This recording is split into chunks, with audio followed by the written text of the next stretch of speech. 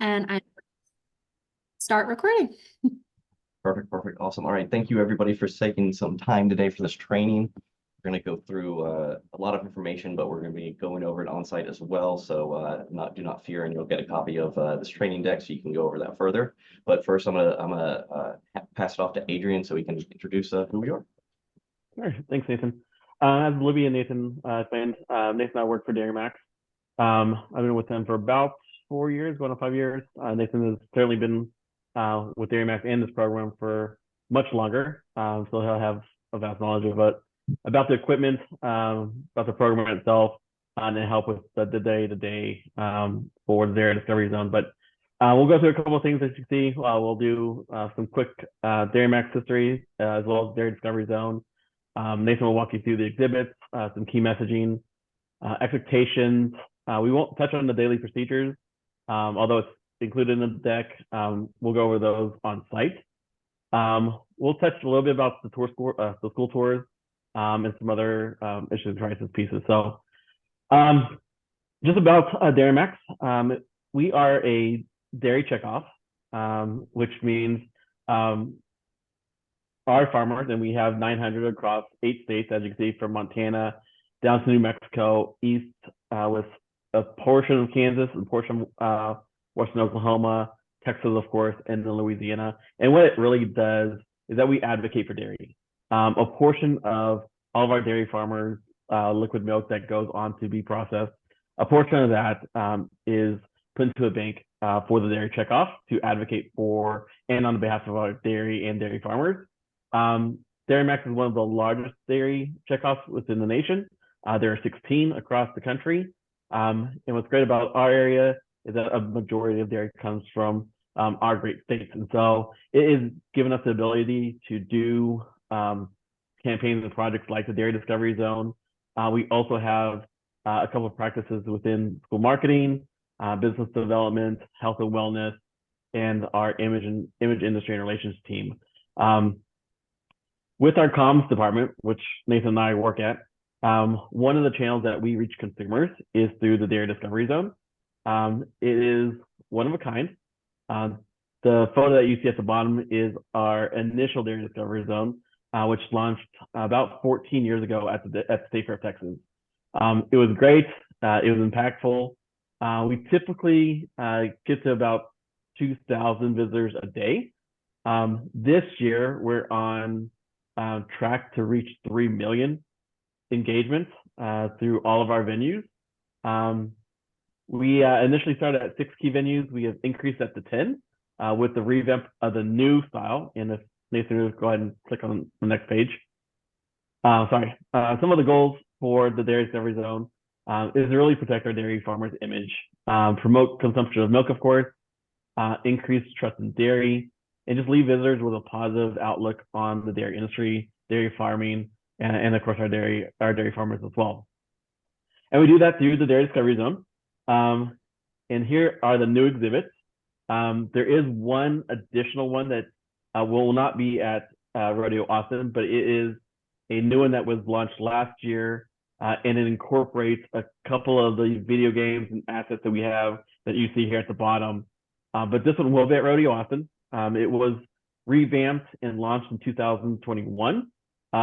Each one of the vehicles has a specific focus about dairy, but all together tells the story about how milk goes from the farm to the table, how is it included in your diet, and then some best practices and some animal care on the dairy farm through the exhibits. And so here's a little bit of video of what you could, what can expect from our new Dairy Discovery Zone.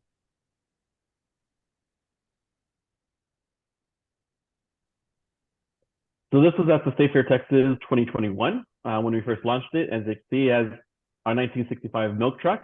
It tells the journey of milk from farm to table. Kids can go in it. They could play on the front end of the vehicle, video game. We have our iconic cow.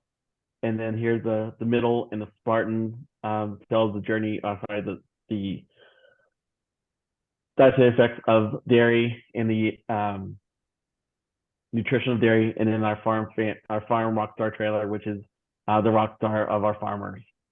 So again, there's a lot to do at the Dairy Discovery Zone, a lot of things to learn about, and we hope to have you guys on board to engage consumers with the great knowledge about dairy. And so, as Nathan goes through kind of the messaging, the key messaging for us at the exhibit, keep in mind that this exhibit is really educational. It's an edutainment concept, and so unlike other programs that you may have worked at, where you're modeling a new technology or passing out gifts per se, or sampling out things to taste. We're really about education. And so a lot of the key messaging that you'll hear in the next couple of minutes really is just a foundation to help you start a conversation. We definitely would like you guys to explore more resources, and it's included in the deck at the very end. We have a webpage for Dairy Max that you can learn a little bit more about dairy. But the key messages are really just to kind of put that foundation so that you can have a conversation and engage consumers, just so you can get started. But if you ever have a question about dairy or agriculture as a whole, and you don't know the answer, it's totally okay. Nathan and I don't come from an ag background. We come from more of the experiential side. But all the answers that any consumer would ask, there's an answer for it, or any question that a consumer asks, there's an answer for it. And so if Nathan can't help, I can certainly help. We have great teammates within Dairy Max that can ask solve questions as well. But it's okay to say, hey, I'm not quite sure what the answer is, but let me get that for you. And so Nathan will explain that a little bit more towards the end of the deck. But feel free to ask any questions either at this webinar or on site. I know Nathan will be with you guys this week. But any questions you guys have, feel free to ask. There isn't a question, large or small, that we can't answer. And if we can't answer it on site, we'll certainly get the answer for you guys soon after. So with that, I'll pass it on to Nathan, and then I'll do submissions crisis towards the end of the webinar.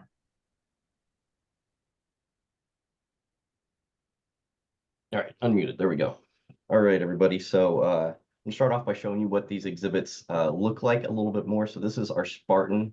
As you can see inside, we have a touchscreen wall. It's called the Yum Wall. Right there, you see that table in front. That is our learning table.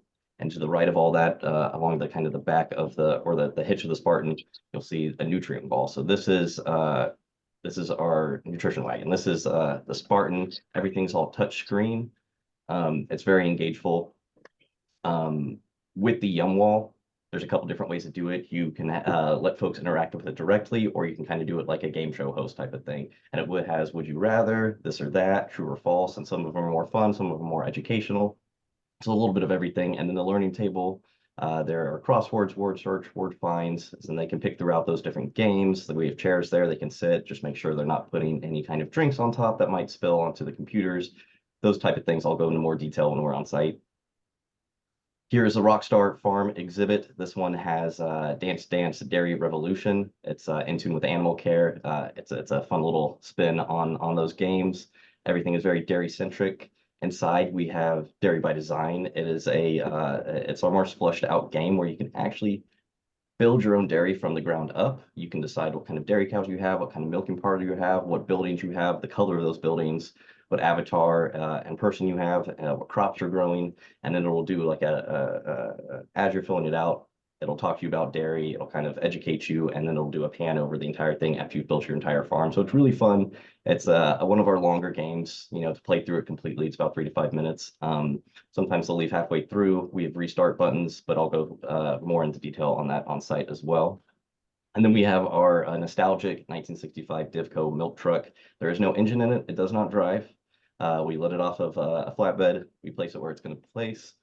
We have digital games inside. We have a lot of audio going on inside. We have an interactive radio station that you can check all these pre-recorded dairy stations. We have the driver's seat where we don't have an engine, but you can do a fake engine, and you can mess with the pedals and do the steering wheel. And then we have some games in the back where it guides you through that farm to table story. So everything from the dairy all the way to your kitchen and refrigerator. So we'll go more detail on site as well. Adrian alluded to this. This is the 4th exhibit. You won't be seeing it at Austin Rodeo, but this is what our new one looks like, and it's kind of pulled from all 3. Everything that we liked about all 3, we pulled and put it into this one.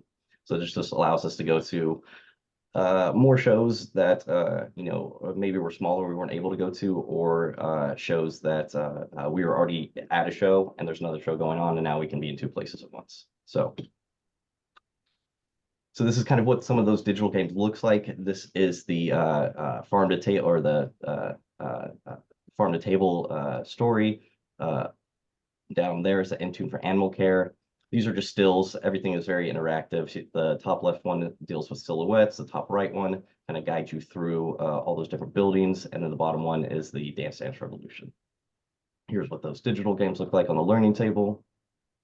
And again, we'll go over those on site where you can actually see them in person. So hopping into key messaging, we have a couple different pillars. One of them is animal care. It is a top priority of all dairy farmers.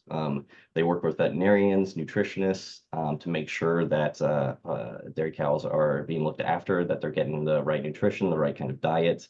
We're making sure that we have veterinarians on site and on call, so that if you know, we monitor these cows with RFID tags so we can see how much they're eating, how much they're drinking, how much they're laying around, how much they're milking. And we can tell if, you know, something's a little off. Maybe they didn't milk as much. Maybe they've been laying around too much, or aren't drinking water. We can find out maybe they're not feeling well, call out a veterinarian so we can be proactive about that care for them. And dairy farmers, it's always important to know that there's always access to fresh water 24 hours a day. There's always places for them to lay down, comfortable bedding, whether that be sand, water, or hay. Sustainability, a big conversation within dairy. 95% of dairy farmers in the US are owned by families. Dairy provides nearly 20% of the protein in American diets, 70% of the calcium, and vitamin D for just 2% of the total US carbon footprints. So when you think of all ag, we're just 2% of the entire footprint of ag and everything else. So it's and we're always working to reduce that as much as we can. Ooh.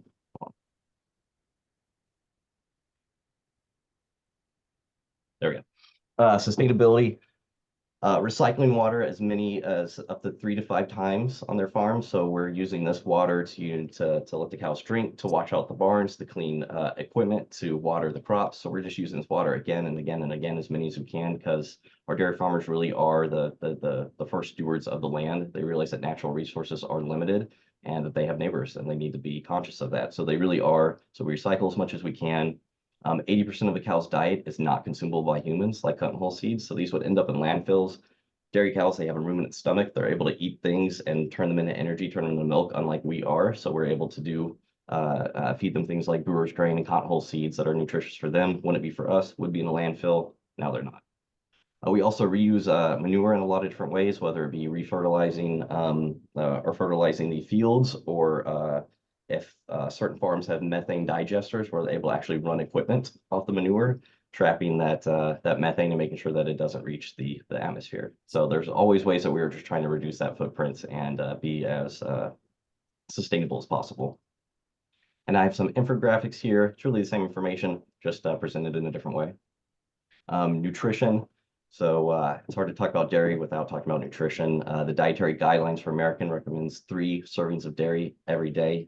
There's very few foods that actually deliver dairy's nutrients in such an affordable way. So for milk at 25 cents a glass, you're getting 13 essential nutrients, protein, all that. It's a nutritional bargain when you break it down. Milk is the top food source for calcium, potassium, and vitamin D, which are 3 nutrients most Americans are lacking. So these are all good talking points on the nutrition of milk, of dairy. And here's some just some good Texas dairy facts. The total amount of milk produced in Texas, 14.8 billion pounds. That's equal to 1.7 billion gallons. So when it's on the farm, it's measured in pounds. As soon as it leaves the farm and is headed to the processor, the grocery stores, anything like that, it changes into gallons. So that's why you see pounds right there and gallons right there. There are 36 dairy processing plants in Texas. There are approximately 360 dairy farms and 595,000 milking cows. So these are just really fun numbers to know, be able to talk to, speak to. Now we're going to hop into that journey of milk. But before we do, is there any questions on anything that I've gone over so far? And it's okay if there's not. If you think of them later, be sure to bring them up at the end as well. Okay, cool. Hopping into the journey of milk. So starting out, cow turns plants into milk. So cows have special stomachs. I mentioned those before with 4 compartments. It's a ruminant stomach. They're able to digest things like hay and grass and turn it into milk, which are things that we would not be able to do. Caring for cows in the environment. So dairy farmers, they work 365 days a year to ensure that cows, they have the nutritional food, they have the clean water, they have the comfortable bedding, that they're getting that regular veterinary nutrition care. It doesn't matter if it's a holiday, whatever it might be, the dairy farmer has to be up there taking care of their cows. A dairy cow has to be milked 2 to 3 times a day, every single day. If they don't, it builds up. The pressure is uncomfortable. They can get infections. They are a mammal. They're just like us. They have to have a calf to be able to start producing milk. So it's that same process, same gestation period as us. Dairy farmers, they care for their land. Like I said, they recycle the cow's manure as crop fertilizer, and they are reusing that water to, wash the barns, irrigate the crops, and making sure that none of that goes to waste. I said this cows are milked 2 to 3 times a day. The milk machines provide a light suction. It pulsates and allows the milk to release. So it is, it's not painful. It doesn't hurt the cows at all. If anything, it's a reprieve from when we used to squeeze and pull. We don't do that anymore. Hands aren't necessarily the cleanest either. So human hands don't actually touch milk or that milking process at all anymore. It's all done through glass, stainless steel pipes and equipment. So everything is as clean and sanitary as possible. And then we do cooling and transportation. So milk comes out of the cow at about 100 degrees Fahrenheit. So it actually comes out very warm. The milk goes into large steel tanks and is cooled down in 2 hours to 38 degrees or less. The quick cooling of pasteurization that we do at the processors is what minimize that growth of bacteria. It makes sure that there's nothing harmful for human consumption in that milk. And just another stopgap measure to make sure that there's just nothing harmful in there. And then milk is tested to ensure it's safe, then goes into the insulated tanker trucks and is into the processing plant. So milk is tested. It is one of the most regulated products in America. So it is tested again and again and again and again. If it's on the farm, by the processor, by the grocery store, multiple times to make sure that there's just not even a trace amount of anything that might be harmful to us. If they do catch that there is something, the whole batch is thrown out. The dairy farmer can be fined possibly. So it's taken very seriously, and they are very, very careful. Now, the processing and packaging, like I said, milk is tested again there. This is where the milk is pasteurized. It's heat treated to eliminate any harmful bacteria. And this is where we decide what milk what dairy is gonna be. Is it gonna be cheese, yogurt, cream, lactose-free milk, whole milk, low-fat milk? It's all decided there, and that's where it goes off, and it's pints and it's cartons and whatever form it's gonna go to grocery stores, to restaurants, to your fridge, So once the milk and dairy products are packed and headed to the grocery store in a refrigerated truck, it only takes about 2 days for milk to get from cow to your store. So milk is always fresh. It is no longer 48 hours from wherever it's coming from. So New York is not getting milk from Florida. Florida is not getting milk from Washington. Some frequent questions that we do get on site is, how much do cows eat?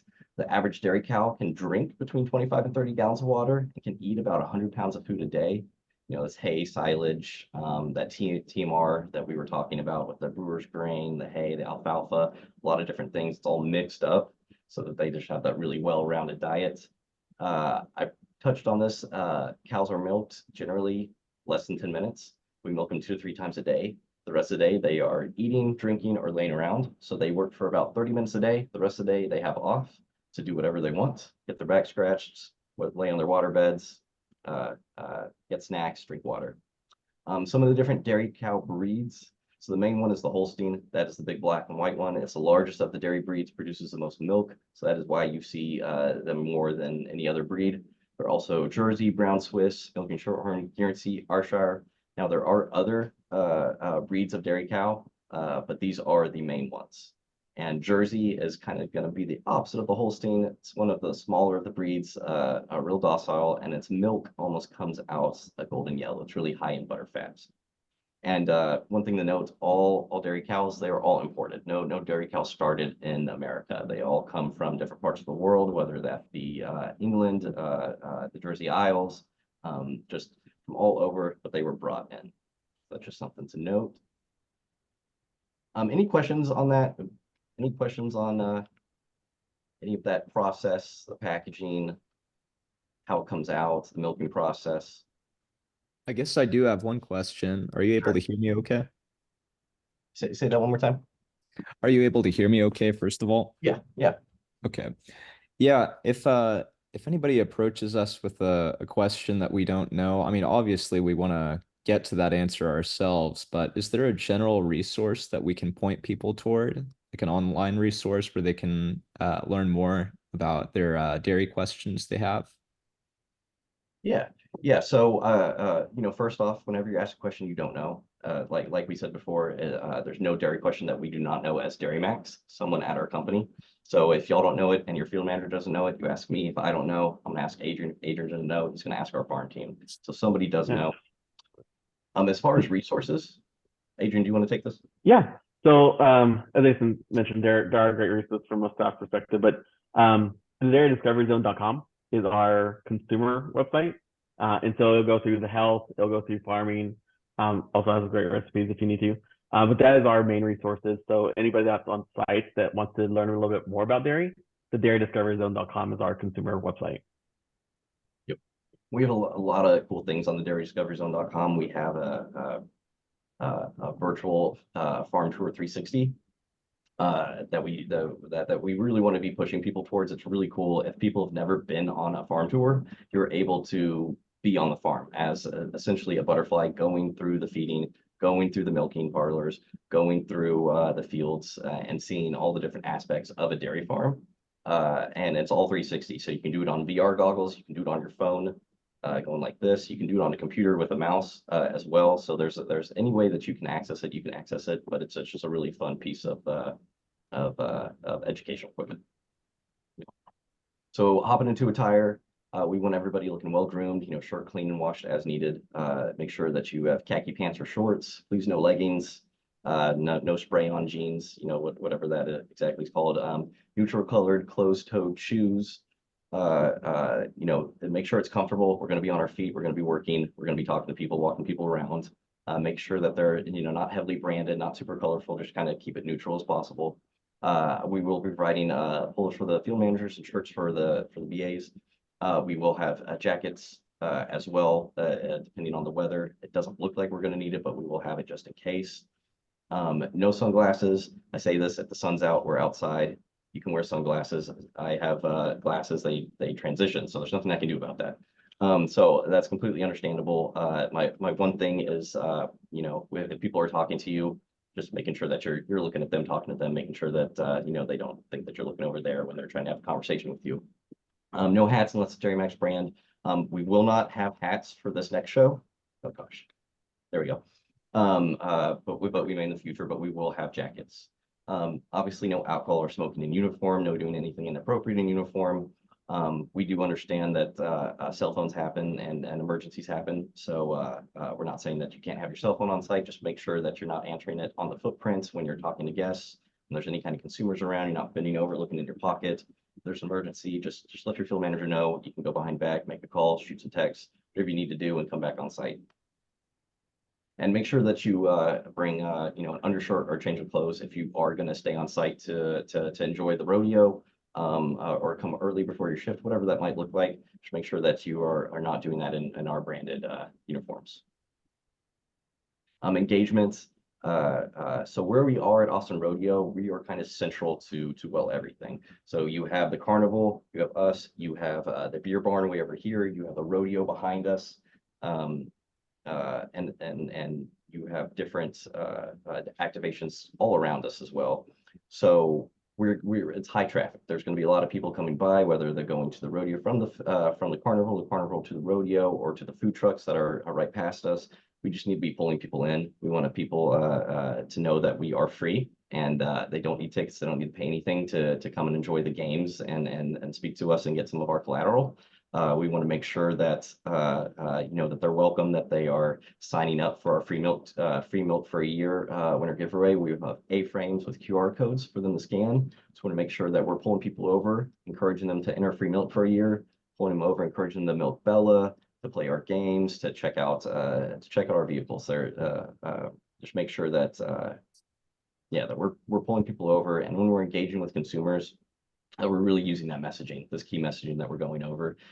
Please go over this messaging more after this, at least 1 or 2 more times. Check out our links to the websites. You can load up more information there. But we just want to make sure that, and we don't expect you to know everything. Just like we said, if you don't know how to answer something, we will find out. We also don't expect you to memorize every single piece, but we want you to be able to speak to it. We want you to be able to have that conversation. You know, when you bring them over to the bell and they're milking cows, they're milking Bella, you can talk about dairy. If it's a kid, you can see what they have for breakfast. You know, do they have dairy in their daily diet? Are they into sports? Do they drink chocolate milk? It's a nature's natural recovery beverage. There's lots of different talking points that you can go. And we want to be high energy. It's a lot of kids. They're going to be high energy. Their parents are going to be expecting us to watch their kids. So kids are just kind of running wild. We don't want to encourage that, of course, and we want chaperones and parents to be on site if their kids are on site. We don't want them just letting their kids off and then walking away and then us being responsible. But making sure that we are cognizant of that there are a lot of kids running around and where are their chaperones. So assisting all guests with questions, we went over this, directing the flow of traffic through the exhibits.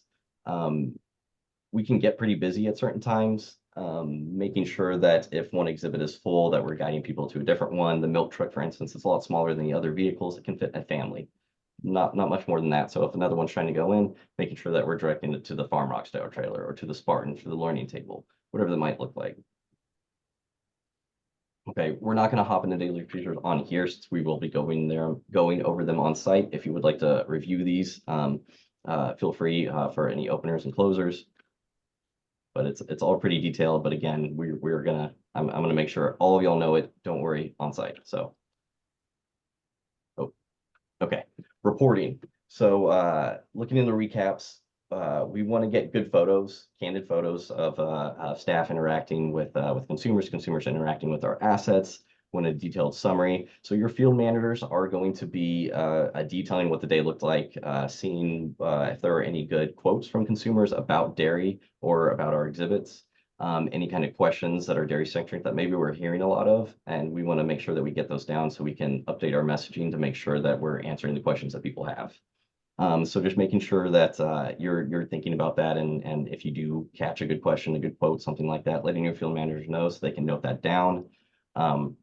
As far as collateral goes, I'm gonna let the field managers, they kind of manage that themselves, how they would like to do that. Just making sure that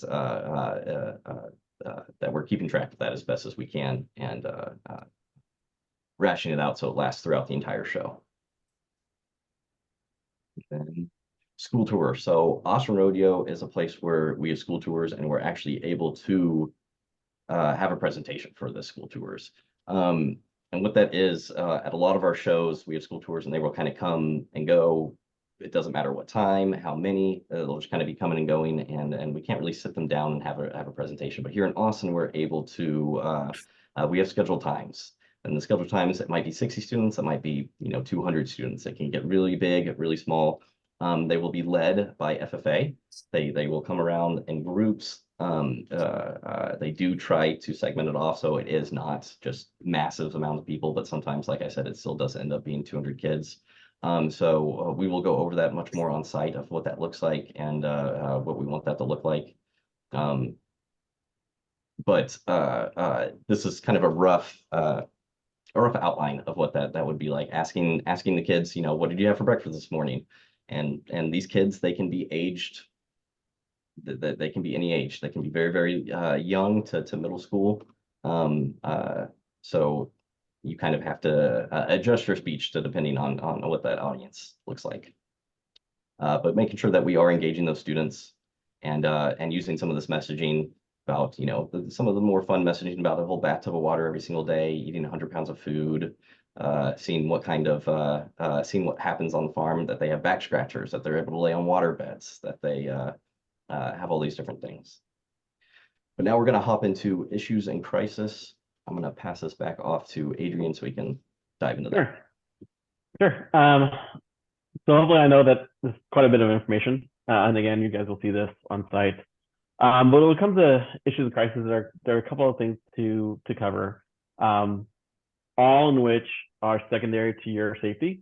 I will continually say this throughout each one of these, but your safety is first priority, and so no matter what the crisis is, as long as you guys are safe, we are good. So the first one is weather. As we are outside at Rodeo Austin, weather is definitely going to be something to look at. We monitor weather daily and weekly, and so we can kind of determine what we're looking at every day.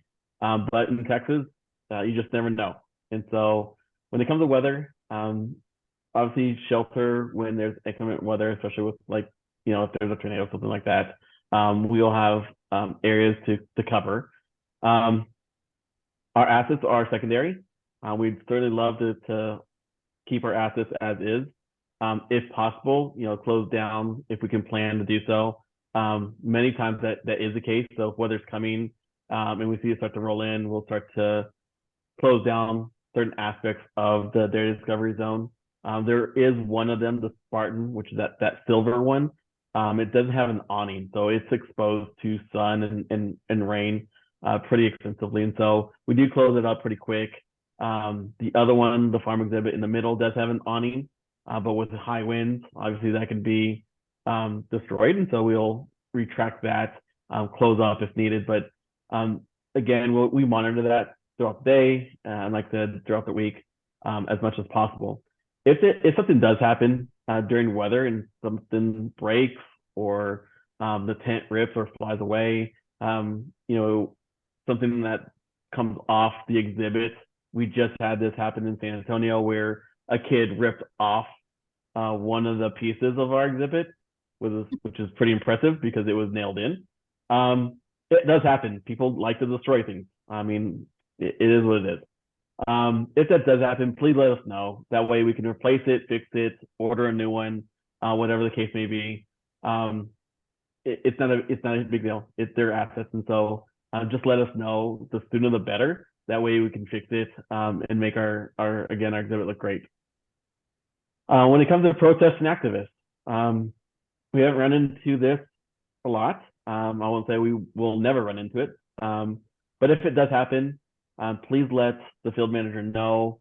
If someone has come on site and is putting stickers or information about anything anti-dairy or anti-ag, please let us, field managers know. We'll let Nathan know as well, myself. We do have a great issues and crisis department within Dairy Max that monitor these type of activities throughout the year, not only for the Dairy Discovery Zone, but other events that we participate at Dairy Max. So they're monitoring as well, and they'll let us know if there is something on the radar about an act of a protest within Austin or the Rodeo Austin itself. But again, let your field manager know, because it is a private entity, Rodeo Austin. Their security will have the opportunity to have or ask the activists of protest to leave our site. So just let us know, and we can handle that piece of it. This last one, unfortunately, is something that we kind of have to live with within the space that we are in now, because we're out in the consumer space. This unfortunately does happen, active shooter. We work with our venues to know what their action plans are, and we'll share that with you guys on site. They may have a exit procedure process. We'll show you guys where the quickest exit is. So there's a little bit of active shooter from National Western. We'll have this information in the deck. We'll also have it on site in one of the vehicles. There is a call tree. So obviously the venue will let us know if there's an active shooter, or if you guys hear it, obviously, let Nathan know. We'll start to contact people from the field manager to A+, of course, our issues and crisis team as well. But again, your safety is our first priority. So if something comes up through Rodeo Austin, or you guys hear it or see it, please take cover. Please go to the secure areas. Let us know as quickly as possible so we can determine best practices as well. But here's just some of the other resources that you will need. Obviously, Libby from A+ is your first contact for anything staff related. you're sick or you can't make it, those types of your paycheck, those type of things, scheduling. That's all through A+. Anything with the Dairy Discovery Zone, assets being broken, how do we set something up? Questions about that come from consumers. That's a Nathan question. And then we do have Mariah James, who is our on-site contact for the rodeo. That information is there for you just in case. But please use the calling tree first, Nathan, and then we'll kind of go down the list of who to contact. But we do provide that information just in case for like the field managers. There's an activist on site and we need to get hold of the on-site contact at Rodeo Austin. You guys asked about questions. I'll go back to the last one, Nathan. You guys asked about questions. So the Dairy Discovery Zone is our consumer website, as mentioned. We do have a stakeholder website. It's dairymax.org. Talks a little about our staff, what we do.